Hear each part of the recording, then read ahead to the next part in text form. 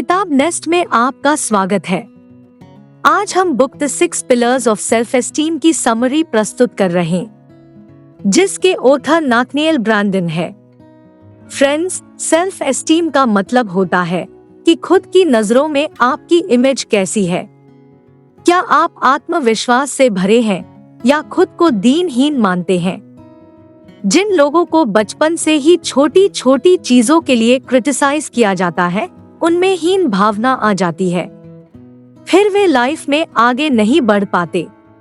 देखा जाए तो सबने ही क्रिटिसिज्म झेला होता है और सबकी सेल्फ एस्टीम निचले स्तर की होती है। इसलिए सभी को अपनी सेल्फ एस्टीम को बढ़ाने की कोशिश करनी चाहिए। इस समरी में आप जानेंगे कि कैसे 6 तरीकों से आप अपनी सेल्फ एस्टीम को बढ़ा सकते हैं और अपने अंदर कॉन्फिडेंस ला सकते हो।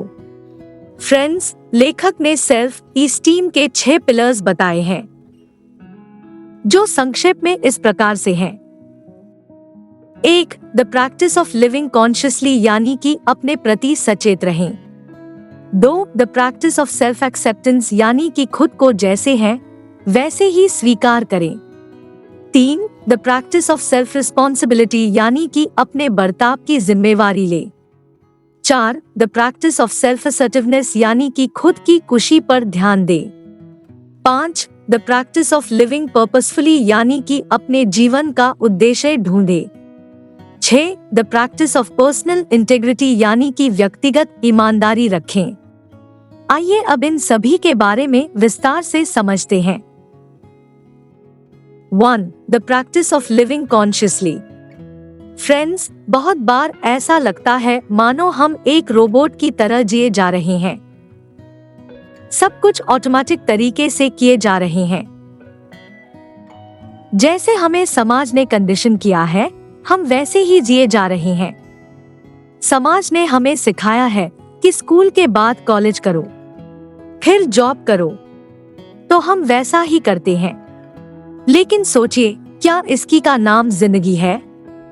अगर ऐसा नहीं करेंगे तो क्या हमारी लाइफ खराब हो जाएगी? इसलिए हमें कॉन्शियस होकर सोचना चाहिए, न कि दूसरों की देखा देखी एक रोबोट की तरह। बहुत से लोग बिना स्कूल और कॉलेज गए भी बेहद रिच हो जाते हैं। मार्क जुकरबर्ग ने भी कॉलेज बीच में छोड़ दिया था। ऐसा ही एक और एग्जाम्पल हम अपने ऑटोमेटिक बिहेवियर का ले सकते हैं। जब कोई हमें गाली देता है तो हम गुस्से में आ जाते हैं या डिप्रेशन में चले जाते हैं, क्योंकि हमने बचपन से दूसरों को भी ऐसा करते देखा है। लेकिन अगर हम कॉन्शियस होकर यानी सचेत होकर सोचे तो क्या हमें ऐसा रिस्पॉन्स देना चाहिए? क्या हम उस आदमी को सीधे इग्नोर नहीं कर सकते और सिर्फ अपने गोल पर फोकस नहीं रह सकते? अगर ऐसा करना सीख लेंगे तो हमारा मेंटल पीस कभी खराब नहीं होगा। इसलिए अपने अंदर कॉन्शियसनेस लाइए। हर चीज को एनालाइज करके देखिए कि क्या उसे एक अलग पॉजिटिव तरीके से किया जा सकता है या नहीं। इससे आपके अंदर कॉन्फिडेंस बढ़ता जाएगा और आपकी सेल्फ एस्टीम, आत्मविश्वास भी बढ़ जाएगा। 2. The practice of self acceptance. बहुत बार हम दूसरों के क्रिटिसिज्म को दिल से लगा लेते हैं और बुरा मान जाते हैं। जैसे अगर कोई टीचर किसी स्टूडेंट को बोले कि तुम नालायक हो, तो ऐसे में स्टूडेंट कैसे सोचता है? या तो वह उदास हो जाता है या गुस्सा हो जाता है। ऐसा इसलिए होता है क्योंकि उसने खुद को एक्सेप्ट नहीं किया है, मतलब खुद से प्यार ही नहीं किया है। उसे लगता है उसमें बस कमियां ही कमियां है। लेकिन इसके विपरीत हो सकता है वह स्टूडेंट अच्छा कबड्डी खेलता हो या घर में माँ की हेल्प करता हो, तो उसे अपने उन ट्रेट्स को खुद अप्रिशिएट करना चाहिए और मन ही मन कहना चाहिए कि मैं नालायक नहीं हूँ, मैं तो बेस्ट कबड्डी प्लेयर हूँ, या मैं अपनी माँ का हेल्पफुल बेटा हूँ, मुझे खुद पर गर्व है। ऐसे ही फ्रेंड्स, आप भी अपनी खूबियों को पहचानिए और खुद को एक्सेप्ट कीजिए। ऐसा करने से भी आपका खुद पर आत्मविश्वास बढ़ेगा। 3. The practice of self responsibility. हमें अपने बर्ताव की भी जिम्मेवारी लेनी चाहिए। बेवजह कभी भी दूसरों की निंदा नहीं करनी चाहिए। ऐसा करने का हमें कोई अधिकार नहीं है, क्योंकि हम सब में खूबियां भी होती है और खामियां भी।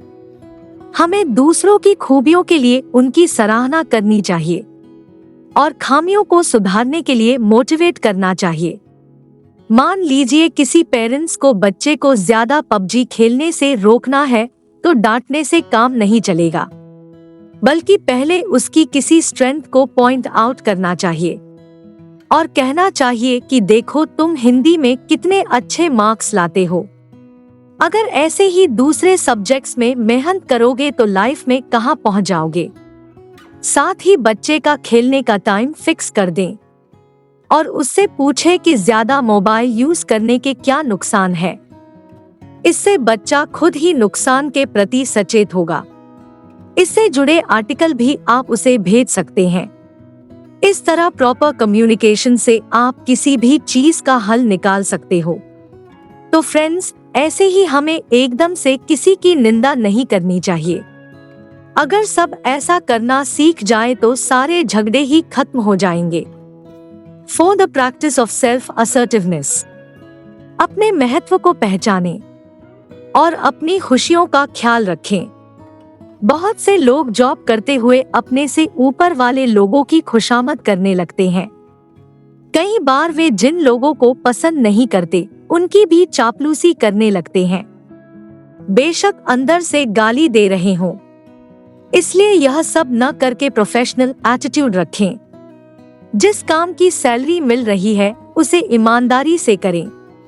अच्छे लोग आपके सिंसियर काम को नोट कर ही लेंगे। ऐसे ही कुछ लोग दूसरों के लिए अपनी खुशी की कुर्बानी दे देते हैं। यह भी गलत है। आप किसी के गुलाम नहीं हैं। सबसे तमीज से बात करें, लेकिन किसी के पैरों में लेटने की जरूरत नहीं है, क्योंकि आपको एक ही जिंदगी मिली है, उसे राजा की तरह जिएं। 5. The practice of living purposefully.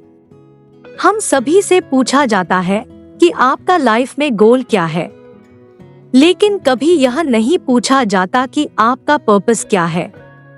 आप इस लाइफ में क्यों आए हो? क्या सिर्फ गाड़ी, घर और जॉब के लिए आए हो? कुछ लोग गोल्स ही पूरे करते हैं, पर्पस नहीं, इसलिए खुश नहीं रहते। गोल्स शॉर्ट टर्म के ये होते हैं और हमारी इच्छा को ही पूरा करते हैं, जबकि पर्पस आपकी तमाम जिंदगी के लिए होता है और दूसरों के लिए ज्यादा होता है। पर्पस ढूंढने के लिए यह देखें कि ऐसी कौन सी चीज है जिसे करने से आप समाज में परिवर्तन ला पाएं और उससे आपको खुशी मिले। बहुत से लीडर्स पर्पस ढूंढते हैं। काफी लोग चैरिटी के जरिए अफ्रीका के गरीब देशों के बच्चों की मदद करते हैं, क्योंकि उन्होंने इसे ही लाइफ का पर्पस मान रखा है। पर्पस ढूंढने से हमारा स्वार्थ काम हो जाता है और इससे हमें ज्यादा खुशी भी मिलती है। 6. The practice of personal integrity. कुछ लोगों में बेहद कम इंटेग्रिटी होती है। उन पर कोई विश्वास ही नहीं करता। वे झूठ, फरेब और छल कपट की जिंदगी जीते हैं। कभी किसी की हेल्प नहीं करते। लोग पीठ पीछे उनकी निंदा ही करते रहते हैं। इससे वे हमेशा स्ट्रेस में जीते हैं और उन्हें तरह तरह की बीमारियां भी होती रहती हैं। उनकी आत्मा भी बेचैन रहती है। इसलिए फ्रेंड्स, थोड़े से फायदे के लिए कभी दूसरों का नुकसान न करें। अपने कैरेक्टर में इंटेग्रिटी, सत्यनिष्ठा, ईमानदारी लाएं। इससे लोग आप पर विश्वास करेंगे और कभी जरूरत पड़ने पर आपकी हेल्प भी करेंगे। फ्रेंड्स, उम्मीद है आपको the 6 pillars of self esteem Hindi summary पसंद आई होगी। इन 6 तरीकों से आप अपनी सेल्फ एस्टीम को बढ़ा सकते हैं। इससे लाइफ में आपको काफी सफलता मिलेगी। अगर आप इस किताब को पढ़ना चाहते हैं तो आप इस बुक को ऑनलाइन परचेस कर सकते हैं। हम Amazon और Flipkart के लिंक दे देंगे। यदि आप इस लिंक के थ्रू परचेज करते हैं तो हमें एक स्मॉल अमाउंट एफिलिएट कमीशन के रूप में मिलेगा।